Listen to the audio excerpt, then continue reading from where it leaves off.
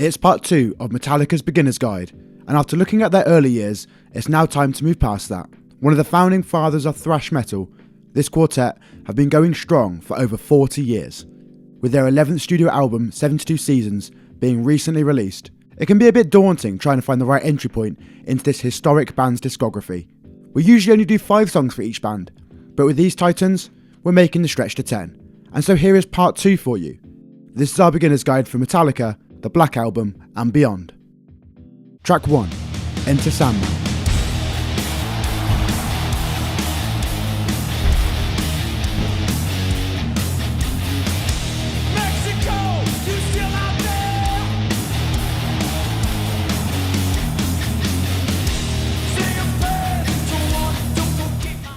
The debut single and opening track from Metallica's 1991 self-titled 5th album, also known as the Black Album, Enter Sandman is one of the band's most popular songs amongst their vast discography. This song was part in helping show the diversion of Metallica's thrash metal sound up until this release, with the band exploring slower and heavier songs with a wider variance in the dynamic range of the music. Written as the first song the band had for this album, the main riff of the song was written by Kirk Hammett after being inspired listening to Soundgarden. The narrative of Enter Sandman covers nightmares and a boogeyman type figure called the Sandman who manipulates these nightmares, creating dreams of war, dreams of liars, dreams of dragon's fire, and things that will bite. Musically, the song was able to present itself as the new Metallica sound, moving away from more complex songs featuring time signature changes heard across previous records, towards a more straightforward heavy metal sound, with Enter Sandman, for example, only being based upon 2 guitar riffs throughout the entirety of the song. Starting off with an acoustic guitar riff, similar to the main riff of the song, within 8 bars, the thundering toms enter to start the gradual build into the verse. Before long, another level is added with some chugging guitars supported by some strong accented snare and crash hits to create anticipation. The main iconic riff eventually comes in, backed with the whole band moving into the main part of the song. James Hetfield's vocals still carry the harsh sound as heard on previous records, however the tone is much more melodic. Seamless transitions move the song back and forth between verse and chorus sections. After the second chorus, Kirk Hammett lays down a guitar solo featuring great use of the wah-wah pedal, with this solo becoming so recognisable since the song's release, many fans can sing along with it.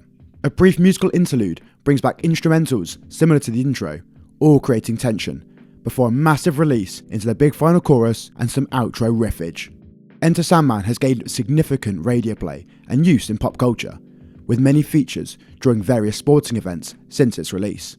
With it also being placed as the last song during the encore during live sets, it has the important job of sending the crowd home on a high, and without a doubt, it succeeds every single time.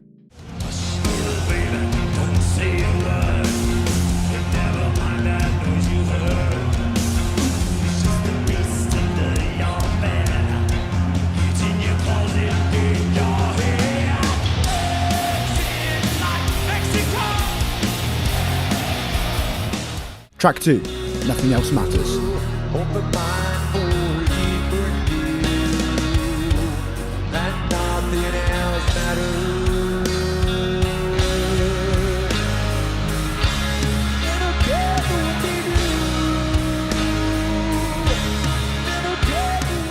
The third single from the self-titled Black Album, Nothing Else Matters, is a key song that shows a maturation in the Metallica songwriting and lyrical themes, with a much more introspective narrative displayed.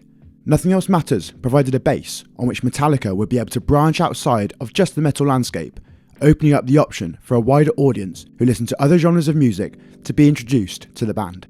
Written by James Hetfield about a girlfriend he had at the time, and about how being on the road touring can have you missing that person, the lyrics of Nothing Else Matters would become applicable in a much bigger way, with it taking on the form of just having a connection with anyone, with even the band speaking of it now representing more of the relationship between themselves and their fans. Written with a 3/4 waltz style time signature, Nothing Else Matters features the inclusion of an orchestra, providing another dynamic to the expansion of Metallica's identity. Starting with just an acoustic guitar arpeggio, layers begin to build the song, with more acoustic guitars, followed by an orchestral arrangement, before the drums come in strong, along with much more melodic vocals. The double tracking on the vocals is more notable on this track, and creates a much larger sound during the stripped back sections. As the song progresses, we reach one of the few songs where only James Hetfield has a guitar solo and not Kirk Hammett. Nonetheless, the short solo fits the mood of the song perfectly, leading to Nothing Else Matters coming to a close similar to how it began.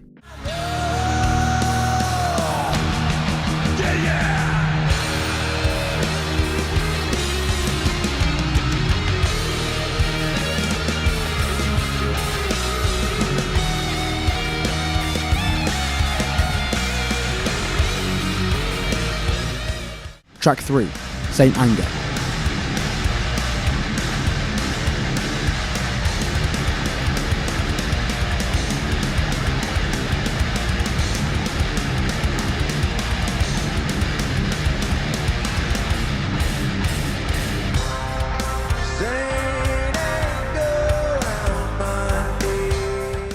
Metallica's 8th studio album titled Saint Anger was released in 2003 with a debut single and title track proving to be a key song when looking at the vast career of the band.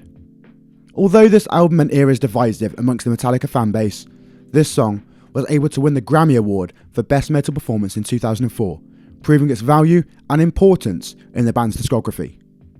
Written during a tumultuous time in Metallica's career, with interruptions in the recording sessions and with bassist Jason Newsted leaving the band, Saint Anger showed a vast departure in sound from all previous releases.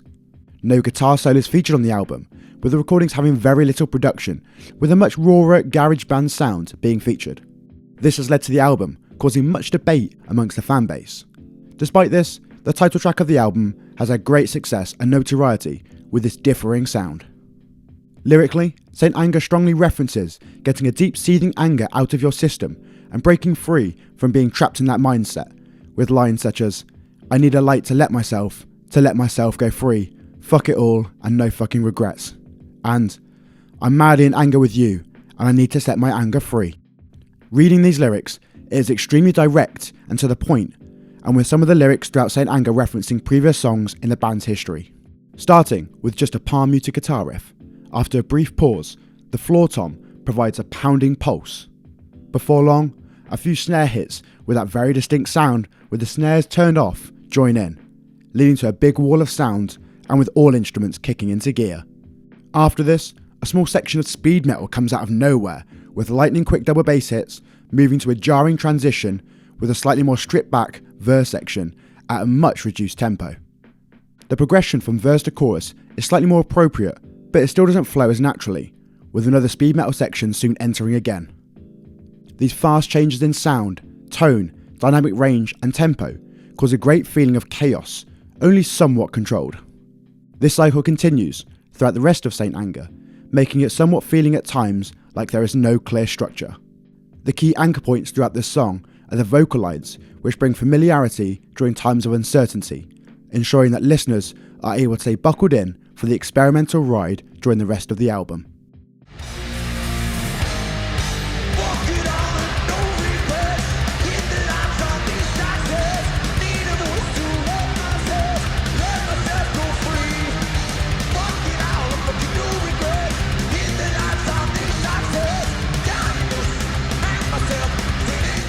Track 4, Spit Out the Bone.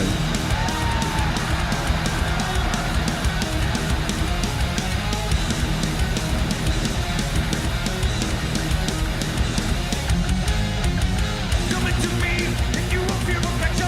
Coming to me, and then again. Coming to me. 2016 saw Metallica release their 10th studio album, Hardwired to Self-Destruct, with the 5th single, Spit Out the Bone, becoming a fan and critic favourite from this album. Spit Out the Bone is written about the need for technology and how, according to James Hetfield, we could be a much more efficient race if we just allow computers to help us. He continues, talking about how we want things quicker, the machinery is much more convenient, and that the technology is our future. Kicking off with an unrelenting force of single-stroke drum rolls and accompanied by fast riffs, Spit Out the Bone is a whirlwind of energy throughout the track. After an extended introduction, and once the song settles into the verse, the upbeat tempo of the combined drums and fast-picked guitars provide a driving force underneath James Hetfield's powerful vocals. Seamless transitions occur back and forth between the verse and chorus sections, until after the second chorus, during the musical interlude, Robert Trujillo barges his way forward in the mix, providing some riffing on the bass alongside the guitars. Guitar solos follow amongst the bridge sections in a typical Metallica style before a big chorus to finish. Spit Out the Bone is just over 7 minutes of non-stop energy.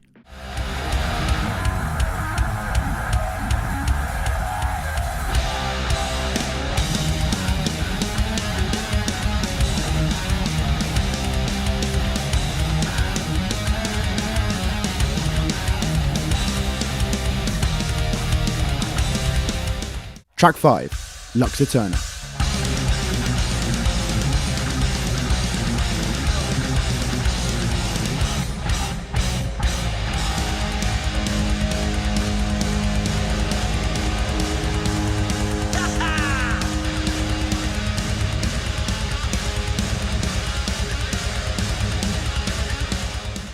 Lux Eterna was released as the lead single from Metallica's 2022 11th studio album titled 72 Seasons. Being a single that was able to show anyone who doubted the longevity and relevance of this band that they are still here creating great music after such a long and illustrious career. The title of the song, Lux Eterna, when translated from Latin has the meaning eternal light, with James Hetfield's powerful vocals delivering lyrics with deep meaning. Lines such as Sonic Salvation, cast out the demons that strangle your life, reference previous struggles with the power of music has been able to help him in particular get through difficult times. Other lyrics in Lux Eterna are written perfectly to translate into the live environment, such as never alive more than right here tonight. The emotion and catharsis at a live concert can be something unmatched, with this line encapsulating that feeling. Another Metallica song dominated by speed and energy, Lux Eterna is 3 minutes and 30 seconds of fun. As soon as the introduction bursts in, a combination of Lars Ulrich's double bass drumming and pounding beats throughout the song become the driving force throughout. Simpler riffs during the verses allow for James Hetfield's vocals to take centre stage.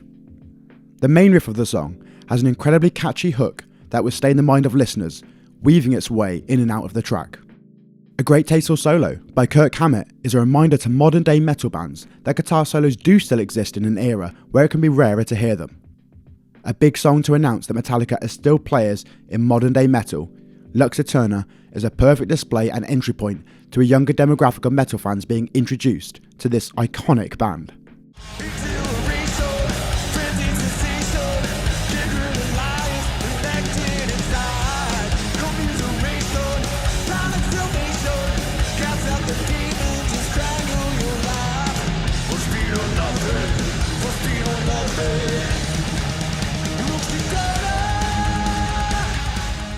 So that was Metallica's Beginner's Guide. If you're a fan of Metallica, what songs would you suggest that weren't in this list that would help people get into their music? Go and check out part 1 to see some recommendations from their earlier years. Who would you like to see a beginner's guide on to introduce you to a band and their music next? Comment down below, like the video, and subscribe to the channel.